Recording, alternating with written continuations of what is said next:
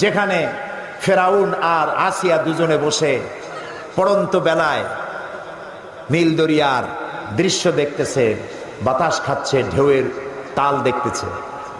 বাক্স এসে সেখানে থেমে গেল। ফেরাউন আশ্চর্য হলো, বাক্স এসে থামলো এখানে, দেখো বাক্সে আছে কি, উঠাও বাক্স। বাক্স উঠানো হলো, খুলে দেখে গোলাপের পাপড়ির মতো চেহারা সুন্দর একটি বাচ্চা। ফেরাউন বলছে, এই তো আমার দুশ্মন, তরবারি আনো, হত্যা করো, আমার দুশ্মন পেয়ে গেছে। হযরতে আসিয়া বলছেন, ফেরাউন তুমি খোদা না বেহুদা? এই ছোট্ট বাচ্চা তোমার শত্রু, কি বলো তুমি? আমাদের তো কোনো বাচ্চা কাচ্চা নাই, মনে হয় আল্লাহ তাআলা আমাদেরকে এই বাচ্চাটা দিয়েছেন, চলো এটাকে আমরা লালন পালন করি, তুমি এর মারিও না। বাচ্চা নিয়ে গেল বাড়ি। দেখেন অবস্থা, এখন বাচ্চারে দুধ খাওয়াইতে হবে। যেই বাচ্চা পুরুষ সন্তান